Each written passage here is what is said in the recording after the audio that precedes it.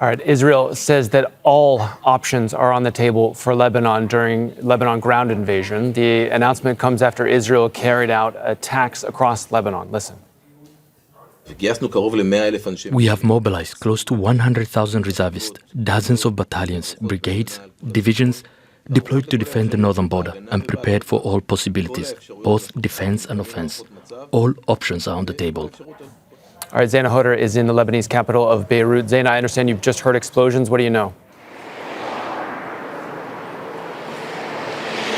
Yes, loud explosions. We just heard them in the distance. We are at one of the entrances of Beirut's southern suburbs, and there's chaos. We're seeing cars leaving the area. We aren't able to confirm, but these are likely Israeli airstrikes. The Israeli military is threatening Hezbollah, saying that they will pay a heavy price for launching those rockets across the border. The Israeli military also saying that they're going to launch this offensive against Hezbollah, and it could last for days. The fighting could last for days. They're also threatening that strikes are going to increase. They are going to intensify. We will get more information shortly on what exactly was hit.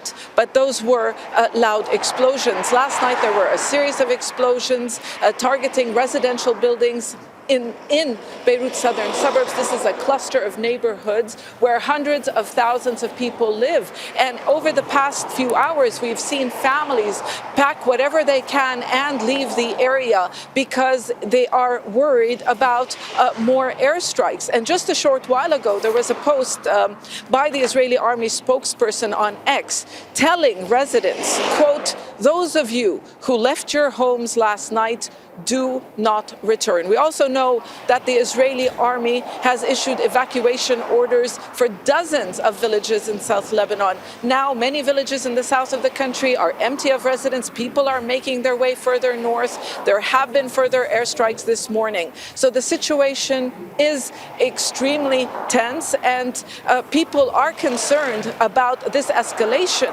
Now, did Hezbollah know that this is going to happen?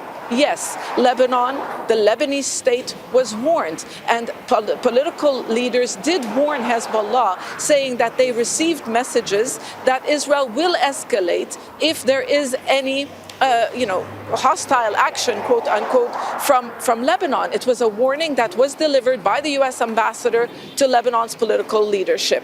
So now Lebanon is bracing itself for an escalation. We just heard those explosions. We are hoping to give you more details as soon as we get more details. And Zeina, as you're speaking, we're looking at live pictures, overhead shot showing the city of Beirut and smoke rising from what looks to be a very, very densely populated area as we go to Nour, Odeh, who is in the occupied West Bank. So, Nour, from your vantage point, what do we know about the scope of this bombing campaign, this Israeli bombing campaign on Lebanon?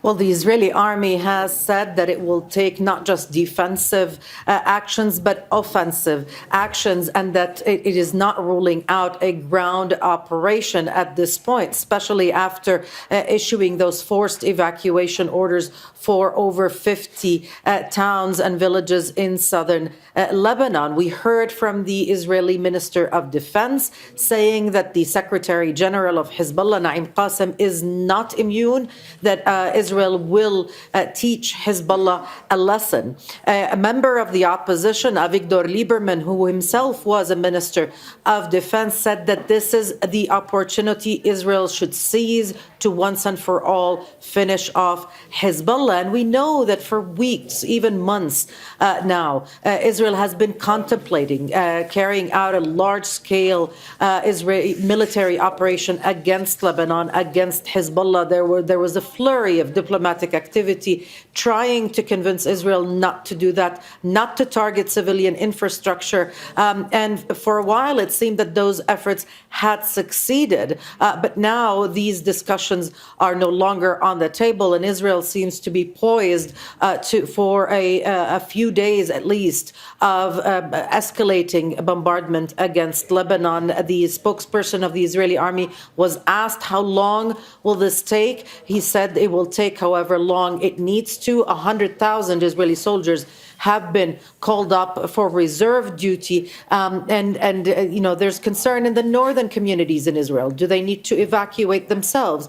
There are no clear answers to those communities at the moment, but certainly it does seem like Israel is poising for opening a new front of ground operations against a neighboring country. Nour, what do we know about the impact that these strikes from Iran are having on Israel? And I wonder what sense you have from your vantage point about how much pain tolerance the Israeli people have for what could be a prolonged conflict. Well, that's the key, really.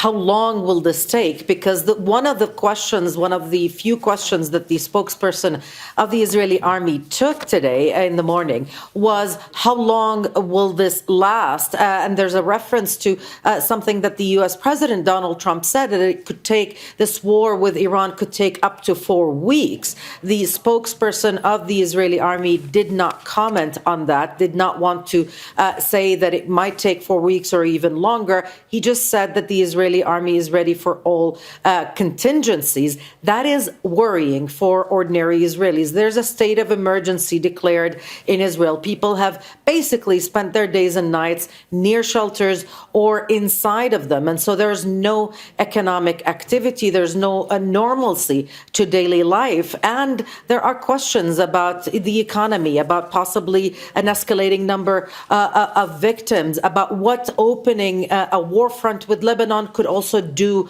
to the war effort. How much concentration and focus can the Israeli army have waging a ground operation on Lebanon and also confronting a large, formidable country like Iran, especially when it comes to the air defenses? There are concerns about that, about Israel spreading itself thin in these confrontations.